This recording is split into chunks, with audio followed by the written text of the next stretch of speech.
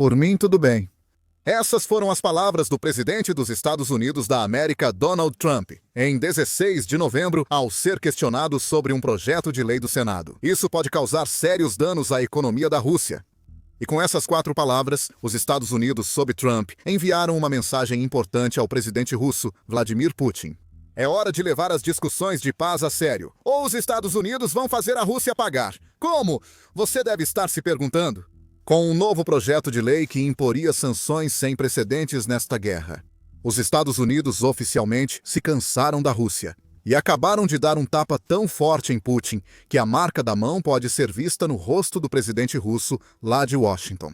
Em 17 de novembro, a Euronews informou que parlamentares dos Estados Unidos da América trabalham em um projeto de lei para impor sanções severas contra a Rússia por seu papel na guerra da Ucrânia. Essas sanções não serão aplicadas diretamente à Rússia. São sanções secundárias e podem impor tarifa de até 500% a países que negociem com a Rússia. Putin segue com a invasão brutal à Ucrânia, mas isso não é novidade. Os senadores que estão redigindo o projeto de lei, na verdade, propuseram essa tarifa em maio, apenas para ver qualquer sugestão de que ela poderia ser implementada. Ser rejeitada. Já que Trump ainda estava tentando trabalhar com Putin para negociar um acordo de paz para a guerra na Ucrânia. O projeto de lei não sumiu, só foi deixado em segundo plano para ser usado na hora certa. Esse momento parece ser agora, e as 4 palavras com as quais introduzimos o vídeo são o motivo disso. Trump aparentemente autorizou o avanço do projeto de lei além do rascunho, o que é péssimo para Putin. Para entender o motivo, é preciso saber como funciona uma sanção secundária. Com uma sanção tradicional, uma entidade impõe medidas financeiras a outra entidade, que supostamente tornam a vida mais difícil para essa segunda entidade. As sanções impostas a empresas e ricos da Rússia são bons exemplos. Normalmente, o país que impõe as sanções impede que essas empresas e indivíduos façam negócios ou operem de qualquer outra forma no território da nação sancionadora. Quanto mais países impõem sanções, menos opções a entidade sancionada tem para lucrar.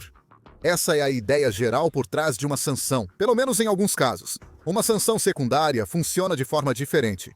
Ao invés de atingir diretamente a entidade a ser punida, a nação que impõe a sanção mira nos aliados, parceiros e compradores envolvidos com esse país. A ideia é que a pressão financeira sobre quem lida com a entidade sancionada seja enorme. Os afetados por sanções secundárias buscarão outros parceiros ou fornecedores. No caso da Rússia, países como a China, que compram seu petróleo, podem ser taxados em 500%, o que os faria reconsiderar a compra. A China, então, muda o fornecimento para outro país, evitando a tarifa. A Rússia fica com um déficit bilionário no saldo bancário que não consegue cobrir. É uma punição indireta. E os Estados Unidos esperam que as sanções secundárias possam se tornar uma ferramenta eficaz na luta para trazer Putin de volta à mesa de negociações. Voltando ao projeto de lei, Trump seguiu sua afirmação de que estava tudo bem para ele com uma declaração explicando o que ele pretende que o projeto de lei faça. Trump afirmou que qualquer país que negociar com a Rússia será severamente sancionado e sugeriu incluir o Irã nessa regra. O projeto de lei original, proposto pelos senadores Lindsey Graham e Richard Blumenthal, só se aplica à Rússia. Trump agora parece estar sugerindo que o mesmo projeto de lei poderia ser estendido para punir o Irã. Se for esse o caso, isso significaria que Trump coloca sua própria marca em um projeto de lei. O projeto prevê tarifa de 500% sobre importações de países que compram petróleo ou urânio da Rússia. Quem compra produtos semelhantes do Irã agora pode entrar nessa lista. Além disso, sancionar o Irã também daria àqueles que os Estados Unidos da América podem querer enfraquecer com esse projeto. Além da Rússia, como a China, menos opções quando se trata de suprir suas necessidades de petróleo. Também há uma sugestão de que outra tarifa de 500% poderia ser aplicada a bens e serviços gerais provenientes da Rússia. Acabamos de mencionar que Trump parece estar tentando colocar sua própria marca no projeto de Graham e Blumenthal. Ele pode até estar tentando reivindicar todo o crédito. Segundo a Politico, em reportagens sobre Trump possivelmente autorizar novas sanções secundárias, o presidente dos Estados Unidos da América fez a declaração a seguir. Como vocês sabem, fui eu quem sugeriu isso. Então qualquer país que fizer negócios com a Rússia será severamente sancionado. Se Graham ou Blumenthal se incomodam com Trump atribuindo a ideia a si mesmo, não demonstram isso. Graham, em particular, parece estar extasiado. O projeto agora tem chance de avançar. Estou muito satisfeito com a bênção do presidente Trump. O Congresso vai avançar com o projeto de sanções à Rússia, amplamente bipartidário, que dará ao presidente Trump mais ferramentas para acabar com o banho de sangue na Ucrânia. Graham comentou no X após Trump apoiar o projeto. Ele então acrescentou: esta legislação foi criada para dar ao presidente Trump mais flexibilidade e poder para pressionar Putin a ir para a mesa de negociações, atacando Putin e países como o Irã que o apoiam. Agradeço o amplo apoio bipartidário a esta lei na Câmara e no Senado. Em outras palavras, o Senado estava esperando por este momento. E provavelmente vai agir enquanto o ferro está quente. O político destaca que o Senado dos Estados Unidos da América hesitava em agir sobre o projeto de Graham e Blumenthal, porque Trump não havia apoiado. No entanto, muitos no Senado demonstraram seu apoio de outras maneiras. O projeto chamado Lei de Sanções à Rússia, de 2025, já conta com mais de 80 copatrocinadores, o que basicamente equivale ao Senado gritando para Trump que está pronto para avançar com o projeto de lei quando ele estiver. Só tem um problema. Apesar de Trump estar pronto para agir, muitos aliados da Ucrânia talvez não estejam preparados para o próximo passo dos Estados Unidos da América. A Newsweek destaca que a nova lei de sanções pode afetar não só países como China e Índia, mas muitos outros. Diversos países aliados dos Estados Unidos da América e da Ucrânia ainda negociam com a Rússia e podem ser afetados pelas tarifas de 500%. Turquia, Japão, Coreia do Sul, Brasil, Singapura e União Europeia compram diferentes quantidades de produtos petrolíferos russos. Esses países podem ser incluídos em uma lista extensa com China, Irã, Índia, Vietnã, Egito e outros. Efetivamente, tornando as novas sanções próximas a uma tarifa geral sobre grande parte da Europa e da Ásia, assim como partes da África e da América do Sul. Se isso é justo com os aliados dos Estados Unidos da América, é questão de opinião. Certamente pode-se argumentar que a União Europeia está fazendo quase tanto para financiar o esforço de guerra da Rússia, quanto está fazendo para apoiar a Ucrânia, mesmo que isso aconteça de forma involuntária. No dia 10 de outubro, a Reuters publicou uma reportagem na qual afirmou que a União Europeia se encontra na estranha posição de financiar ambos os lados do conflito. A Rússia recebe bilhões de dólares do bloco por vendas de petróleo e gás. Nos primeiros 8 meses de 2025, a União Europeia gastou 11 bilhões de euros, cerca de 1,275 bilhão de dólares, em energia russa. A Reuters informa que 7 dos 27 países da União Europeia aumentaram as importações de energia da Rússia em relação ao mesmo período de 2024. Dessas 7 nações, 5 estão ativamente apoiando a Ucrânia em sua guerra contra a Rússia. As importações da França subiram 40% em valor, e os Países Baixos gastaram 72% mais em energia russa nos primeiros 8 meses de 2024. Isso é um conflito de interesses? Talvez, e a União Europeia parece saber disso. No dia 24 de outubro, a BBC informou que mais de 20 países se uniram para retirar o petróleo e o gás russos do mercado global. A afirmação é vaga, e a BBC não diz quais são os mais de 20 países que fizeram a promessa. A reportagem destaca que a afirmação surgiu após Estados Unidos da América e Reino Unido sancionarem 2 grandes petrolíferas russas. Enquanto isso, a União Europeia mirou no gás natural liquefeito da Rússia, ou gás natural liquefeito. A Al Jazeera informa que a União Europeia vai proibir petróleo por oleoduto e importações de gás natural liquefeito da Rússia até 2028. Ainda faltam mais de 2 anos. É muito provável que as sanções secundárias dos Estados Unidos da América entrem em vigor antes de 2028. Com o aval de Trump, a União Europeia enfrentará tempos difíceis. O bloco pode negociar com os Estados Unidos para ser isento das tarifas de 500%, mas isso também significaria que as tarifas não são tão eficazes quanto deveriam ser.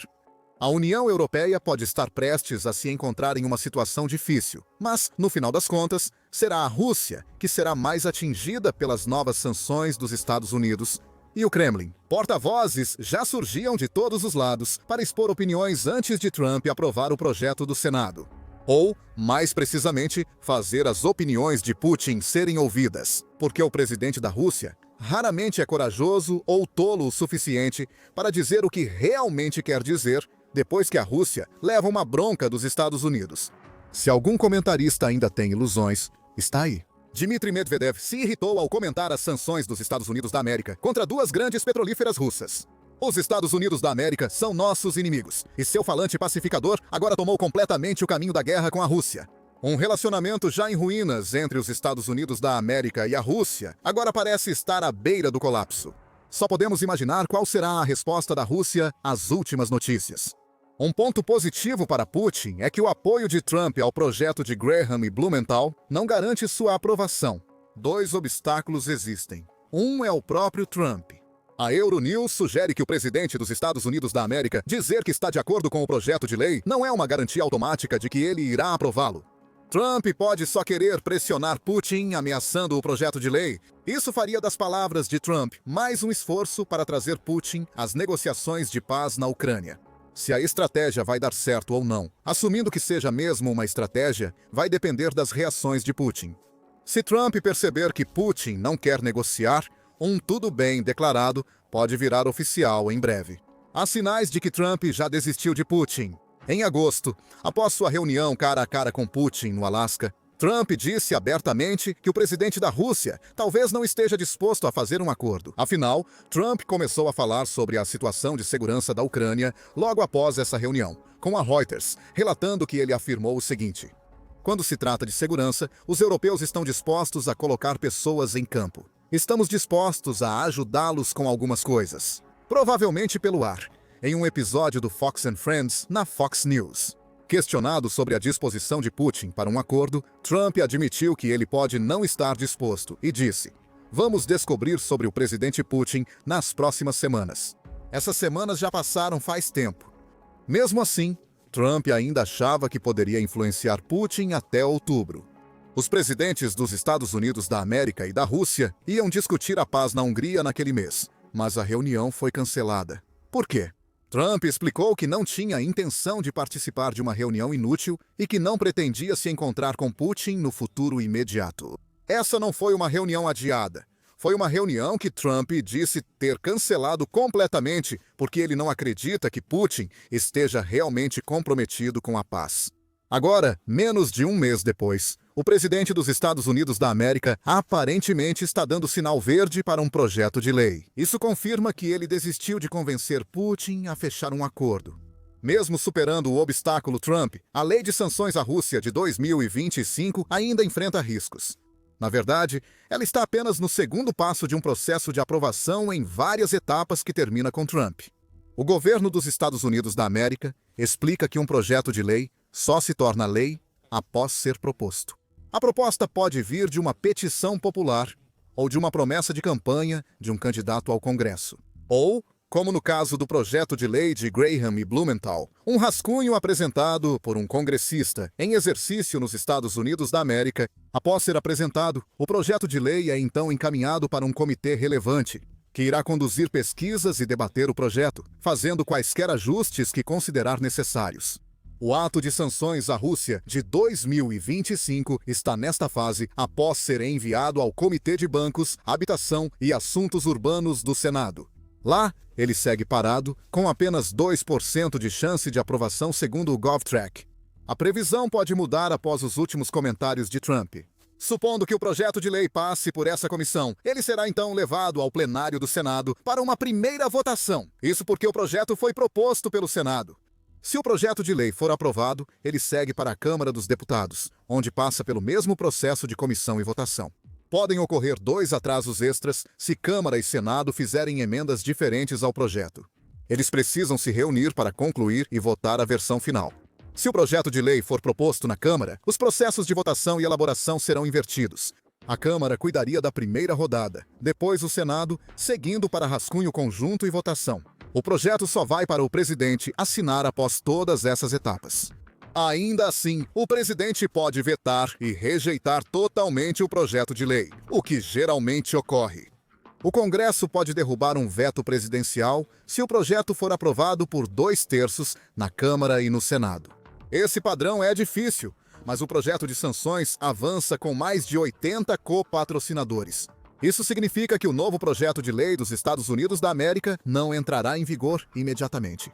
E mesmo que o projeto de lei chegue à mesa de Donald Trump, aprová-lo pode ser uma questão de torcer para que isso aconteça. Trump pensa o mesmo de antes, desde que não haja condições para derrubar um veto.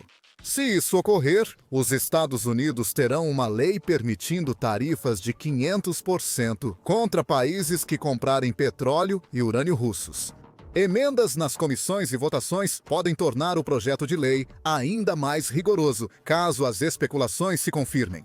Se tudo der certo, e Trump sugere que sim, mais pressão econômica será imposta a Putin.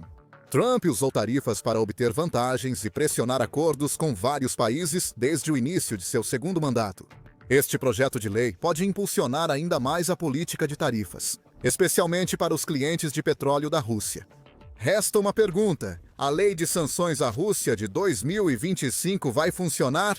Nesse ponto, tudo fica confuso. O projeto de lei parece eficaz à primeira vista. As tarifas pressionam clientes a deixarem de comprar petróleo russo. Essa pressão faz com que eles realmente parem, o que tira bilhões de dólares do caixa de guerra de Putin. É uma teoria interessante, mas sanções secundárias não são novidade e já falharam antes. O Fórum Econômico Mundial já destacava em 2018 que diversos fatores podem tornar as sanções secundárias ineficazes. A principal razão pela qual as sanções secundárias falham é a dimensão das perdas econômicas propostas para as nações afetadas por essas sanções. Uma tarifa de 500% pode resolver esse problema, ao menos com países menos resilientes financeiramente que a China.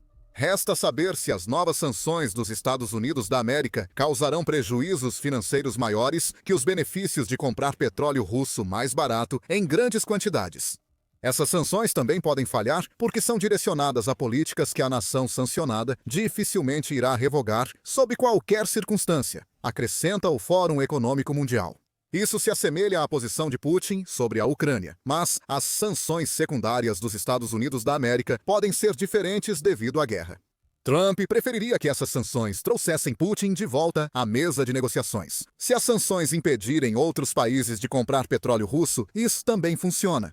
Sem o dinheiro do petróleo russo, Putin terá dificuldade em financiar a guerra, o que pode levar ao fim do conflito na Ucrânia, como negociações de paz produtivas. Há um risco real de que sanções secundárias levem as nações afetadas a se unirem contra os Estados Unidos. A China já é de certa forma aliada da Rússia, embora alguns possam argumentar que está usando a posição enfraquecida de Putin como vantagem. Mesmo assim, sancionar uma nação que consegue driblar punições pode ser difícil. E isso traz consigo o risco de alguns dos afetados se unirem e implementarem suas próprias sanções ou tarifas contra os Estados Unidos.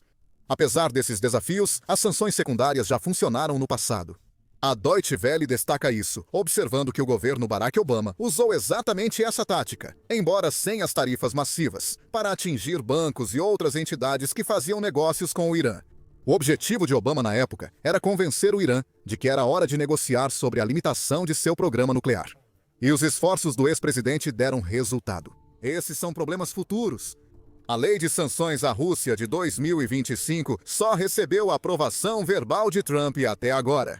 O projeto de lei de Graham e Blumenthal ainda precisa avançar muito antes de virar lei nos Estados Unidos da América. Só então veremos o impacto real das sanções secundárias e das tarifas de 500%. A aprovação de Trump das sanções secundárias à Rússia não foi a única mensagem dos Estados Unidos da América a Putin nos últimos dias. Na semana passada, um bombardeiro B-52 dos Estados Unidos humilhou a Rússia em uma poderosa demonstração de força durante um exercício da OTAN que aconteceu bem na porta da Rússia. Confira nosso vídeo e inscreva-se no The Military Show para acompanhar as últimas ações dos Estados Unidos contra o regime de Putin. E obrigado, como sempre, por assistir.